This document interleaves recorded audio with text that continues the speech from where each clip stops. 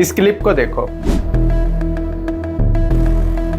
ये एक space rock है जो अर्थ के एटमॉस्फेयर में एंटर हो रहा है।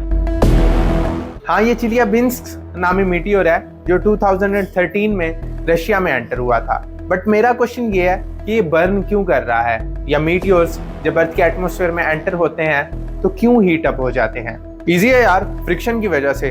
जैसे बाकी फास्ट मूविंग ऑब्जेक्ट्स एयर में से पास करने पर हीट अप हो जाते हैं। मुझे भी पहले ऐसा ही लगता था, बट चेक करने पर पता चला कि मैं गलत था।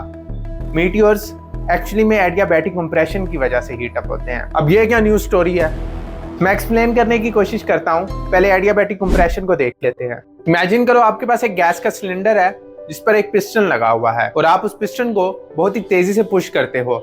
ऐसा करने से गैस के मॉलिक्यूल्स बहुत ही स्मॉल वॉल्यूम में कंप्रेस हो जाएंगे और पिस्टन से कोलाइड करने की वजह से उनकी काइनेटिक एनर्जी बढ़ जाएगी, यानी उनका टेम्परेचर इंक्रीज हो जाएगा।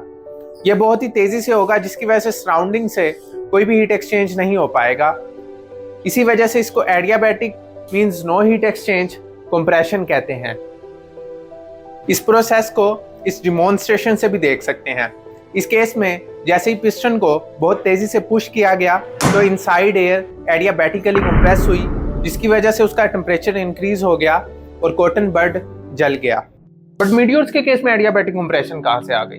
मीटियोर्स यूजुअली 20 to 50 किलोमीटर पर सेकंड की स्पीड से अर्थ के एटमॉस्फेयर में एंटर होते हैं और ये बहुत ही हाई स्पीड है। इतनी हाई स्पीड होने की वजह से मीटियोर एक जायंट पिस्टन की तरह ही एक्ट करता है।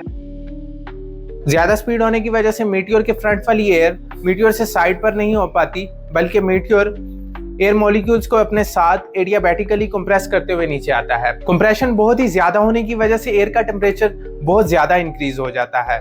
ऑन एवरेज ये टेम्परेचर 7000 to 10,000 डिग्री सेल्सियस तक चला जाता है, जिसकी वजह से एयर हॉट ग्लोइंग प्लाज्मा में कन्वर्ट हो जाती है। अगर कोई स्ट्रीमलाइन ऑब्जेक्ट अर्थ के एटमॉस्फेयर में एंटर हो तो उसके इसमें एडियाबैटिक कंप्रेशन बहुत ही कम होगा। अगर ये बात सच है तो फिर नासा री एंट्री के वक्त ब्लंट शेप क्यों यूज करता है? ब्लंट शेप को यूज करने से बहुत से फायदे होते हैं। पहला, प्लाज्मा की लेयर जो एडियाबैटिक कंप्रेशन की वजह से फॉर्म होती है, ब्लंट शेप यूज करने से स्पेसक्राफ्ट की बॉटम सरफेस से आगे फॉर्म होती है, जिसकी वजह से सिर्फ बॉटम सरफेस ही हीट का सामना करती है। सेकंड, ब्लंट शेप को यूज करने से ड्रैग फोर्स भी बहुत ज्यादा लगती है, जिसकी वजह से स्पेसक्राफ्ट स्लो डाउन हो पाता है। दूसरी तरफ स्ट्रीमलाइन शेप को यूज करने से चाहे वीक शॉकवेव क्रिएट होगी, बट ये स्पेसक्राफ्ट की सरफेस को टच करेगी और स्ट्रीमलाइन शेप ना तो स्टेबल होगी, मींस के टंबल वगैरह कर सकती है। एक और सवाल, अगर हीट अप होने वाली चीज एयर है ना कि मीटियोर, तो फिर मीटियोर डिस्ट्रॉय किस तरह से हो जाते हैं? नो डाउट मीटियोर के फ्रंट वाली एयर ही हीट अप होकर प्लाज्मा में कन्वर्ट होती है, बट जब ये हॉट ग्लोइंग प्लाज्मा मीटियोर की सरफेस के साथ टच करता है तो मीटियोर डिस्ट्रॉय होने लग जाता है।